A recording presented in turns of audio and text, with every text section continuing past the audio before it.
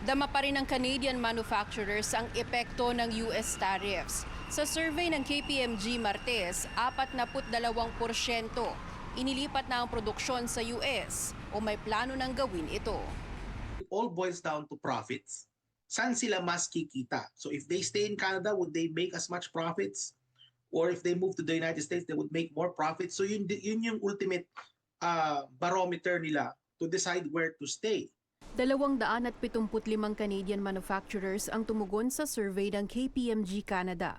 Mahigit sa kalahati o 57% inantala, kinansela at nagbawas na ng capital expenditure projects. Ang paglabas ng survey kasabay ng umiinit na diskusyon sa kinabukasan ng Canada-US-Mexico o CUSMA Agreement. Capital expenditures would be, let's say, magtatayo sila ng bagong facility. Magtatayo sila ng bagong pabrika. So kung magtatayo ka ng bagong facility, mag-hire ka ng mga manggagawa, may construction dyan involved. No? And then pag natapos na yan, mag-hire ka ngayon ng mga tao na magtatrabaho para doon.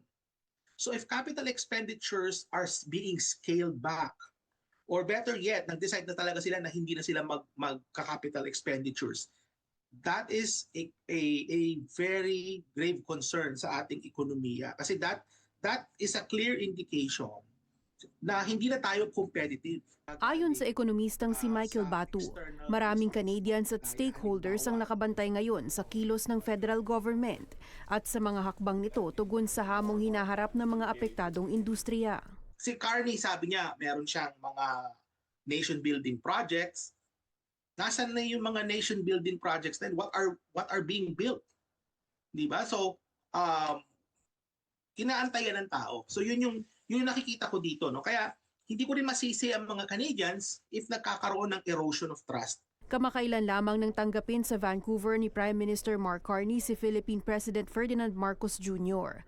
Ang pagpupulong nagbunga sa 4 na Memorandum of Understanding. Pero may paalala si Batu. That is part of the diversification strategy ng Canada. Kasi instead of mag-rely sila sa isang market kagaya ng United States, they could reach out to other markets, growing markets like the ASEAN. Also part yan. Ang nakikita ko lang problema dito is bagamat madaling makipag-usap, no? Matagal bago ma-realize yan.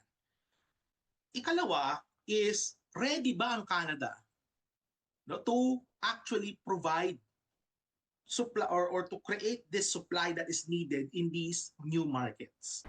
Sa KPMG survey, mananatili raw sa Canada ang headquarters ng 80% ng manufacturers, habang 11% ang planong ilipat ito sa US sa loob ng susunod na 5 taon. Mahigit 10% ang kontribusyon ng mga ito sa kabuuang GDP ng bansa. Paula Saraza, Omni News, Toronto.